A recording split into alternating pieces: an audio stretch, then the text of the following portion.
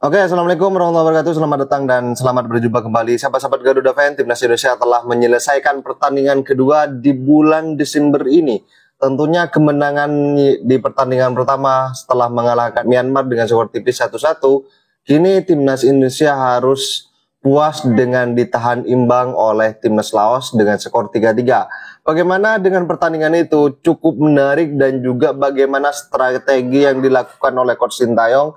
Masih perlu ada beberapa evaluasi dalam penurunan dan juga bagaimana regenerasi ini semakin mantap untuk menatap bagaimana SEA Games itu. Sahabat-sahabat Garuda, ada suatu hal yang cukup menarik juga di laga itu. Selain ada beberapa keputusan yang kontroversial, mulai dari gol dari Laos yang bolanya itu kalau dari terawang dari kamera sisi tengah kalau nggak salah ya, itu bolanya kayaknya keluar. Tetapi itu ada beberapa perspektif bahwa bola kalau diterawang dari arah itu, dari arah tengah, maka kelihatan bahwa itu adalah ketika bola keluar. Tetapi kontroversi dan juga perspektif yang kedua adalah kalau diterawang dari kamera samping yang lurus dengan bola itu, maka bolanya itu tidak keluar. Kita melihat bagaimana pertandingan-pertandingan luar negeri bolanya itu yang apa ya, masih ngepas di apa itu di atas garis atau di luar sedikit, tetapi bolanya masih menyentuh. Itu tidak keluar bola, tidak keluar lapangan. Alhasil gol tadi malam ketika Timnas Indonesia harus puas dengan ditahan imbang, gol itu masih disahkan dan keputusan dari wasit lainnya adalah ketika Doni Pamungkas yang dilanggar dan juga beberapa pelanggaran. Sehingga dalam pertandingan ini menyajikan bagaimana kartu merah terjadi. Dan sahabat-sahabat Garuda, kita juga menyaksikan bersama bahwa sosok dari Bapak Erick Thohir dalam menyikapi dari para kritikus itu. Kenapa kok kalau bertemu langsung kok kayaknya adem ayem gitu kan. Jadi kok tidak langsung melontarkan kritikannya yang sangat tajam dan juga sangat keras. Ini berhasil di apa ya? Dan biar gak salah, mari kita simak bersama. Saya terus terang nggak tahu ini. Tiba-tiba terus terang saya tidak diberitahu, saya tidak tahu. Dan saya bahkan bertanya-tanya, kenapa kok saya tidak diberitahu?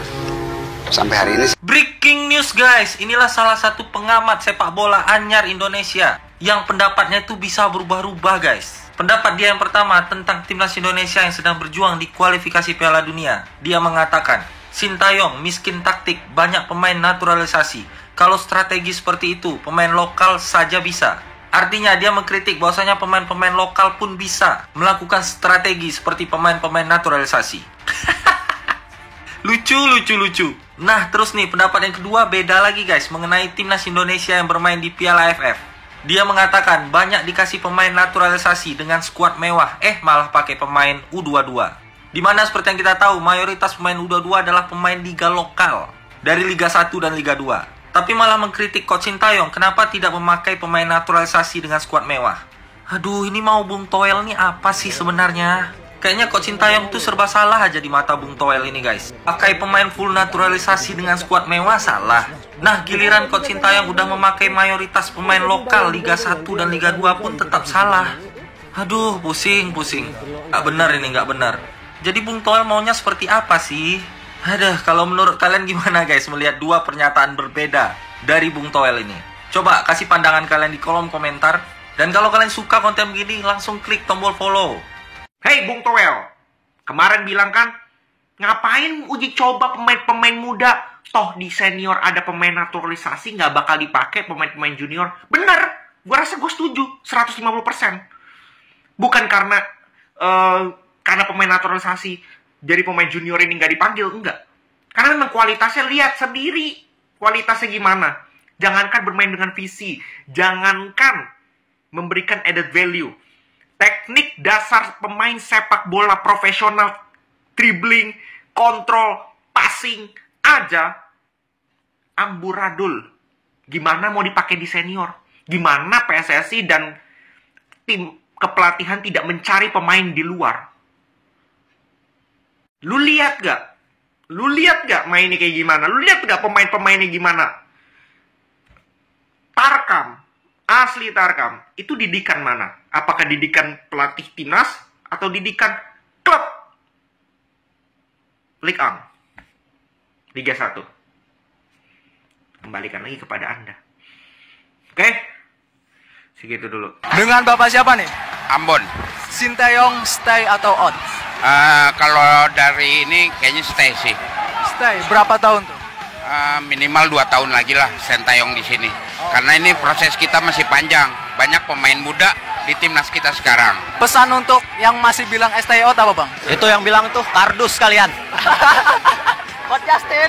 Pesan buat yang masih bilang stay out. Pengamat yang mesti out, stay. Kira-kira orang yang bilang gitu ngerti bola nggak, Pak? Enggak. Bung Toel tuh out. Bung Toel out. Ya, Bung Toel out. Out dari mana nih? Dari pengamat lah. Nggak penting mereka itu. Pengamatnya nggak penting. Yang penting kan proses kita, timnas kita. Pemain-pemain muda sekarang banyak bermunculan di timnas senior. Peringkat pun kita masih paling rendah. Bener, bisa lolos 16 besar luar biasa banget. Luar, itu prestasi banget. Yang sejarah juga buat timnas kita. Saat ini saya sudah raise hampir ratusan miliar buat sepak bola Indonesia dari private sector. Makanya kemarin Pak Jokowi bilang, apa yang saya bisa bantu lagi? Pak, bantu lagi Pak.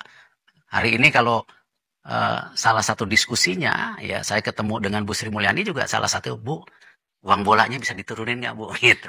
Karena nggak mampu gitu. Karena jadi kalau gitu Pak Erick akan bilang ya kalau misalnya keinginannya supaya memperbaiki kompetisi di daerah, itu PSSI angkat tangan. Harus sama-sama, nggak bisa hanya PSSI. Kita ada Asprof, ada klub, ada pemerintah daerah, ada sekolah-sekolah. Saya bicara sama Pak Nadiem. Pak Nadiem, kalau di Amerika itu liga sekolahnya yang kuat. Indonesia bisa nggak coba gitu. Ini membangun sepak bola Indonesia itu perlu keterlibatan stakeholder yang lebih besar. Ya.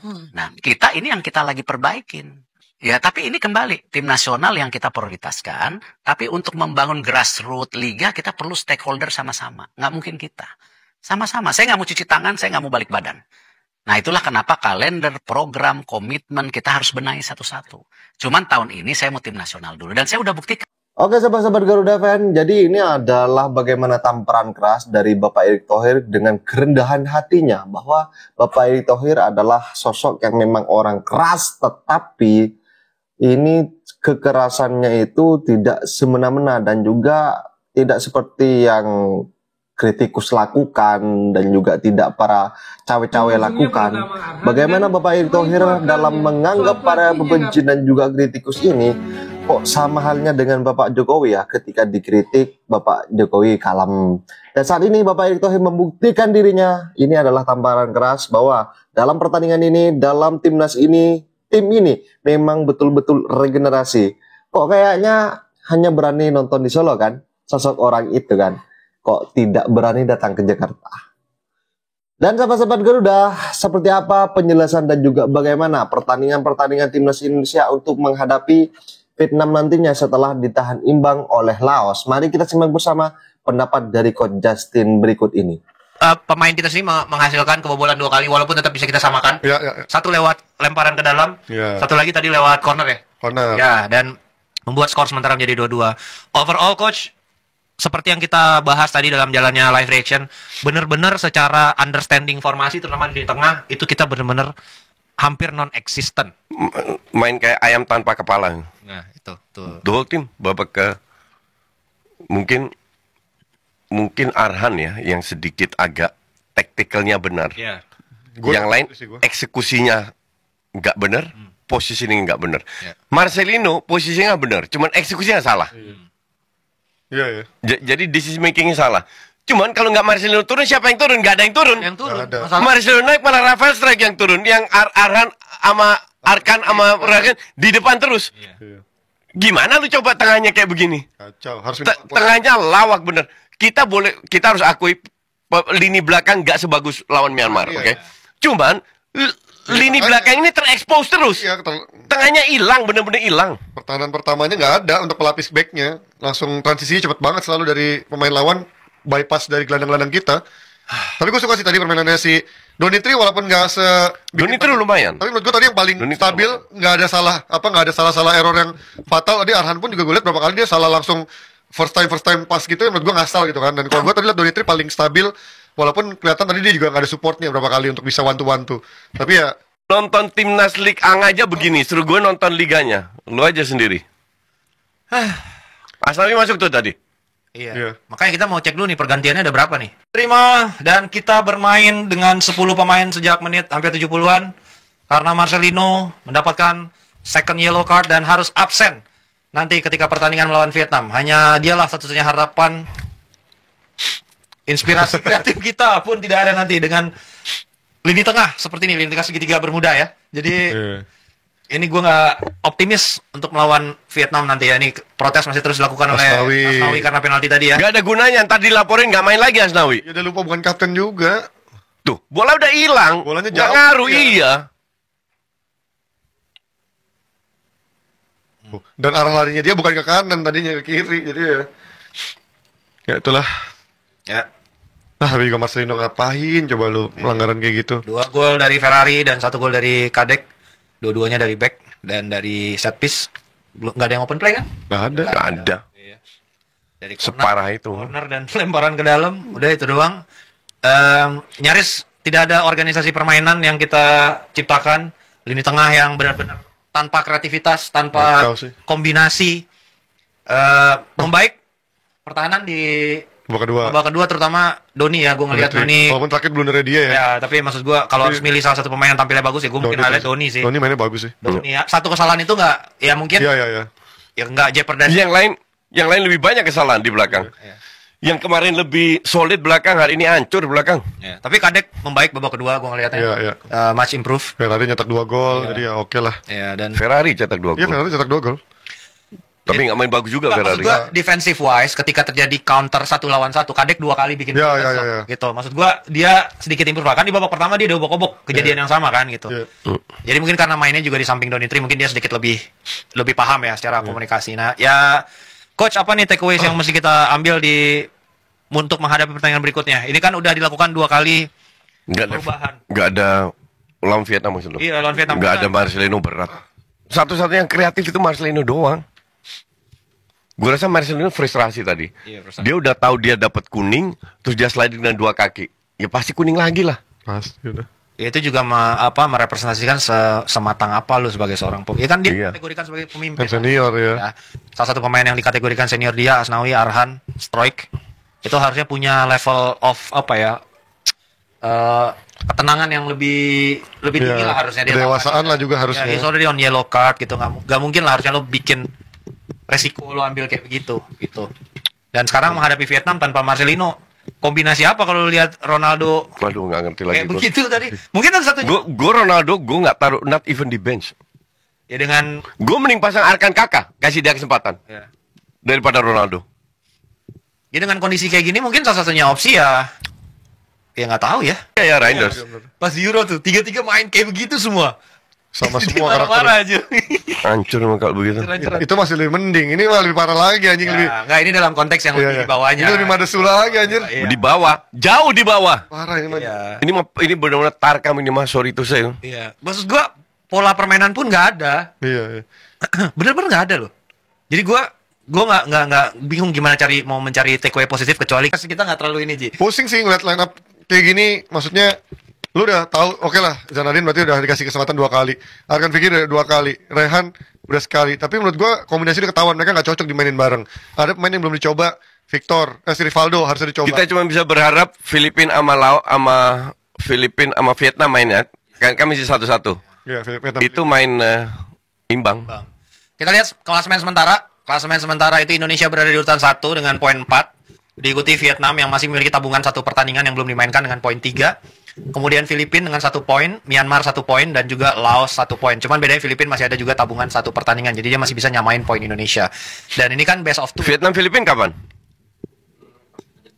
Pas kita jeda ya? Antara 15 dan 21 Oh. Ya ini realistisnya Vietnam menang lah kalau lawan Filipina. Ya agak, it's a mountain to climb lah kalau ketemu Vietnam mah. Asumsi kita kalah gitu kan. Berarti sisa lawan Filipina harus disapu bersih. Harus menang kalau mau maju ke semifinal. Ketemunya pun Thailand, most likely. Ya pasti lah kalau itu. Iya. Ya ini kita lihat tadi possession 66% berbanding 34. Statistik nggak penting. Attempts 22 kagak ada isinya anjing attempts-nya. dari throw in semua sama corner kebanyakan. Ya dari pemain yang terbaik di antara yang terburuk ini silakan dipilih man of the match Coach Jatin. Terburuk Arkan Fikri. Terbaik dari yang terburuk kan ini buruk semua gitu ya. Terbaik dari yang terburuk. Gue sih Donitri ya gue. Ya Donitri. Gue antara Donitri sama Ferrari lah. Mau gimana pun juga 2 gol. Iya. Bukan sesuatu penting juga ya. Dan penting banget menurut gue. Jadi ya gue ngasih take kredit buat Ferrari lah. Gue Donitri tetap. Gue Donitri juga sama. Ya. Dengan apa? Intinya dia tanggung jawab gitu. Di sisi kiri dia tanggung jawab. Kereta bagus nggak bikin. Donitri mah kelas menurut gue. Emang paling kelas mainnya hari ini Donitri. Iya. Oke, sahabat-sahabat Garuda fans, saya rasa cukup statement barusan. Jadi bagaimana tanggapan kalian? Silakan ditulis di kolom komentar dan jangan lupa like dan subscribe channel ini agar kalian tidak ketinggalan informasi penting khususnya Timnas Indonesia. Salam sepak bola keren, salam sepak bola bersih bersama Bapak Ekto Timnas Garuda Jaya. Bersama saya, salam olahraga.